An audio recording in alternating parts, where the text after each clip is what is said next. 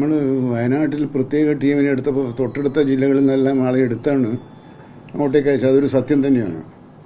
അതുകൊണ്ട് അവിടെ നിന്നും പിൻവലിച്ചിങ്ങോട്ട് കൊണ്ടുവരാനുള്ള ഒരു ചെറിയൊരു സാങ്കേതികമായ കാലതാമസം ഉണ്ടായിട്ടുണ്ടോ എന്ന് പരിശോധിക്കാം.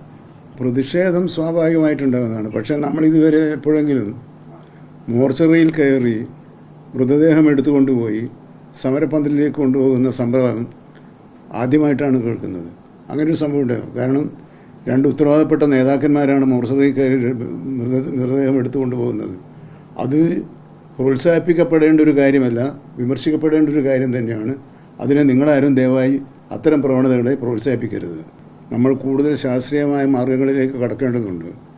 വന്യജീവികളെ വനത്തിനുള്ളിൽ തന്നെ ജീവിക്കാൻ ആവശ്യമായ സാഹചര്യങ്ങൾ ഒരുക്കി കൊടുക്കുക എന്നതാണ് അതിനുള്ളൊരു നിർദ്ദേശം.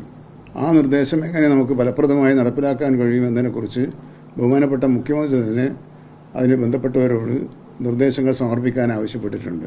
നമ്മൾ ഇടപെടുന്നത് വന്യജീവികളോടാണ്, മനുഷ്യന്മാരോടാണെങ്കിൽ നമുക്ക് പറഞ്ഞ് ബോധ്യപ്പെടുത്താൻ കഴിയും. വന്യജീവികളോടാണ് ഇടപെടുന്നത് എന്ന ഒരു പരിമിതി ഈ വക പ്രവർത്തനങ്ങൾക്ക് ഉണ്ട് എന്നത് സത്യം തന്നെയാണ്.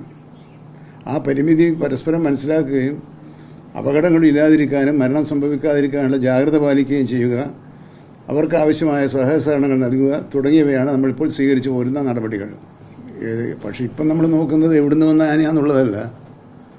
നാട്ടുകാർക്ക് സംരക്ഷണം ഉറപ്പുവരുത്താൻ എവിടുന്ന് വന്ന ആനയായാലും അതിനെ തുരത്തി ഓടിക്കാൻ കഴിയുന്നില്ലെങ്കിൽ പിടിച്ച് കൂട്ടിലാക്കാനുമുള്ള കാഴ്ചപ്പാടോടുകൂടിയാണ് വനം വകുപ്പ് ഇപ്പോൾ പ്രവർത്തിച്ചുകൊണ്ടിരിക്കുന്നത്.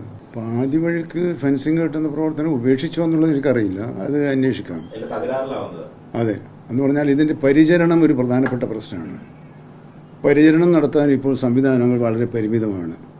അപ്പോൾ പരിചരണം നടത്തണമെങ്കിൽ അത് തൊഴിലുറപ്പ് പദ്ധതിയിൽ ഉൾപ്പെടുത്തി പഞ്ചായത്ത് ഭരണസമിതിക്കാരെ കൊണ്ട് അത് ചെയ്യിക്കാൻ കഴിയുമോ എന്നൊരു ചർച്ച ഇപ്പോൾ നടന്നു വരുന്നുണ്ട്. ഈ ആഴ്ച തന്നെ ആ ചർച്ച പൂർത്തീകരിക്കാൻ കഴിയുമെന്നാണ് കരുതുന്നത്.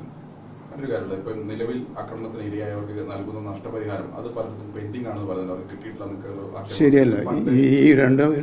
ഈ ഒരു മാസത്തിനൊക്കെ ആർക്കാ കൊടുക്കാൻ ബാക്കി? നേരത്തെ അതിനാണല്ലോ പണം പുതുതായിട്ട് അനുവദിച്ചിട്ടുണ്ടല്ലോ. പഴയത് കുടിശ്ശിക കൊടുത്ത് തീർക്കാനുള്ള ഫണ്ട് ഉൾപ്പെടെയാണല്ലോ 10-28 ലക്ഷം കോടി രൂപ സർക്കാർ അനുവദിച്ചത്. മുമ്പൊരിക്കലും ഉണ്ടായിട്ടില്ലാത്ത വിധം വലിയൊരു തുകയിലേ തരുന്നത്. നമുക്ക് പെൻഡിങ് തീർക്കാൻ തന്നെ 13 കോടി രൂപയിലധികം വേണം. അപ്പോൾ അതൊക്കെ നമുക്ക് കൊടുത്തു തീർക്കാനുള്ള നടപടികൾ സ്വീകരിച്ചു വരുന്നത്. പണം പ്രത്യേകമായി തന്നെ ഗവൺമെൻറ് അനുവദിച്ചിട്ടുണ്ട്. ഉദ്യോഗസ്ഥന്മാരുടെ എണ്ണക്കുറവ് പരിഹരിക്കുന്നതിന് വേണ്ടിയാണ് 500 ബീറ്റ് ഫോറസ്റ്റ് ഓഫീസർമാരെ ആദിവാസി ജനവിഭാഗങ്ങളുടെ ഇടയിൽ നിന്ന് സ്പെഷ്യൽ റിക്രൂട്ട്മെൻറ്റ് നടത്തി നിയോഗിച്ചിട്ടുള്ളത്. അവരെല്ലാം ഇപ്പോൾ ജോലിയിൽ പ്രവേശിച്ചു കഴിഞ്ഞു. അവരുടെ സേവനം ഉപയോഗപ്പെടുത്തിയാണ് RRTകൾ ശക്തിപ്പെടുത്തിക്കൊണ്ടിരിക്കുന്നത്. RRTകളുടെ എണ്ണം കൂട്ടാനുള്ള നിർദ്ദേശം 1-2 ദിവസത്തിനകം അതിന് മേൽ തീരുമാനമുണ്ടാകുമെന്നാണ് കരുതുന്നത്. ഫോറസ്റ്റ് സ്റ്റേഷനുകളുടെ എണ്ണം കൂട്ടാനും ആധുനിക രീതിയിലുള്ള ഉപകരണങ്ങൾ നൽകാനുമുള്ള നടപടിക്രമങ്ങൾ ആരംഭിച്ചു കഴിഞ്ഞിട്ടുണ്ട്. മൃതദേഹം വെച്ചുകൊണ്ടുള്ള സമരമാർഗങ്ങളെ സാധാരണ രീതിയിൽ ഉയർന്നുവരുന്ന പ്രതിഷേധമായി മാത്രം നമുക്ക് കണക്കാക്കാൻ പറ്റുക. ഞാൻ നേരത്തെ അതാ പറഞ്ഞത്. പ്രതിഷേധങ്ങൾ ശരിയാണ്, അതിന് പറ്റിയ സാഹചര്യം ഉണ്ട് താനും. അപ്പോൾ പ്രതിഷേധങ്ങളിൽ ഞാൻ ഗവൺമെൻറ് തള്ളി പറയുന്നില്ല. പക്ഷേ മൃതദേഹം വെച്ച് വിലപേശുന്ന പ്രതിഷേധ സമരം അത് സംസ്കാര സമ്പന്നമായ കേരളം പോലുള്ള നാട്ടിൽ പ്രയോഗിക്കാമോ പരീക്ഷിക്കാമോ തുടരാമോ എന്ന് ആലോചിക്കേണ്ടത് പൊതുസമൂഹമാണ്. ജനനേതാക്കളും ജനപ്രതിനിധികളും പ്രശ്നം പരിഹരിക്കാനാണ് നേതൃത്വം നൽകേണ്ടത്, പ്രശ്നം സങ്കീർണമാക്കാനല്ല.